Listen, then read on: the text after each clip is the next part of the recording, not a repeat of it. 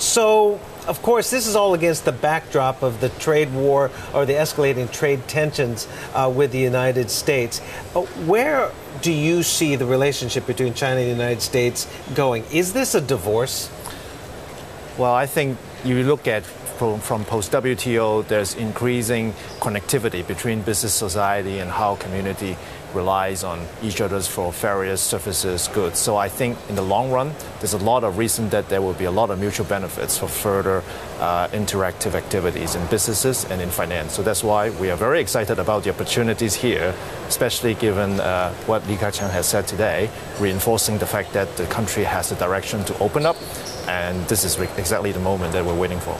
Big responsibility on your shoulders. I believe you were named the CEO of China for JPMorgan in about May. About the same time, Jamie Dimon was here. He said, basically going all in, they're going to go back and apply for this 51% joint venture in securities after, in 2016, of course, scrapping the whole JV with First Capital Securities. So what is going to be your priority right now as you really try to go all in China again? Stephen, you well said it. Yes, we are very serious about wanting to have a fully owned securities company. And what we have done is we have submitted our application to the CSRC for a fully integrated with JPMorgan standard majority-owned securities company.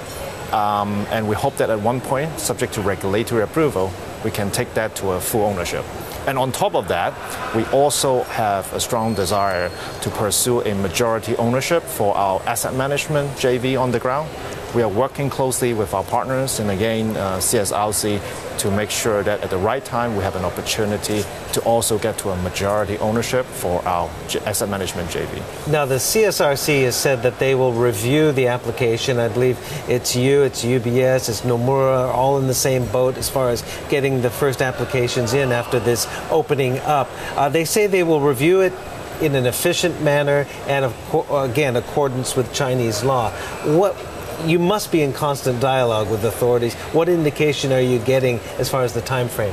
Yes, Stephen, we are really working in due course. I would say the progress has been satisfactory. We have very good dialogue, but can't disclose more, but we're eagerly waiting for their answer. Are you getting any indication that this could be used against you as an American company in this trade war, as a retaliatory measure? We're not getting that indication, but I think we're patiently waiting for their response.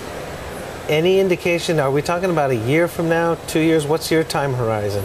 Well, ideally, we hope to hear back from them sooner, and then we have a process to run through our setup and an inspection for fulfillment of our requirement, and then hopefully we get into business. So the quickest could be a 9-month process, but honestly, this is not in our control. So we're working closely with the regulators.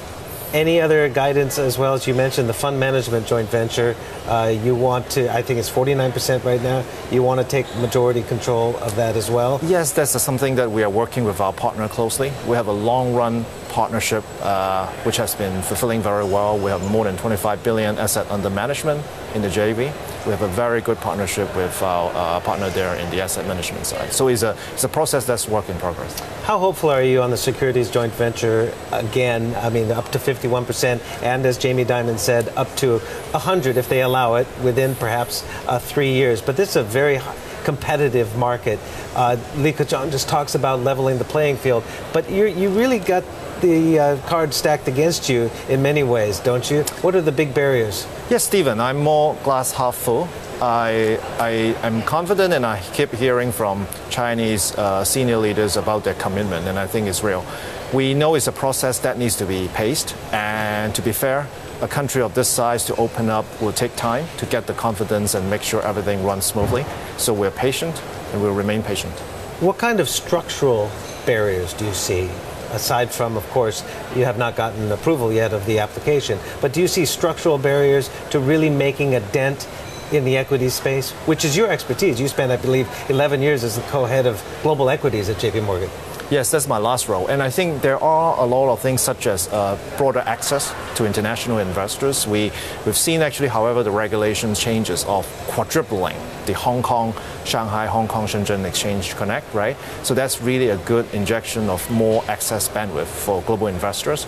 We are also hearing that the London and Shanghai exchange is in development, so the target is for end of the year. So I think many of these are actually up and coming, but that remains a hurdle for instance, further index agent support and inclusion of Asia's fully, and also international investors' comfort of getting in. And there's the other element of, for instance, the onshore stock market is very retail-driven.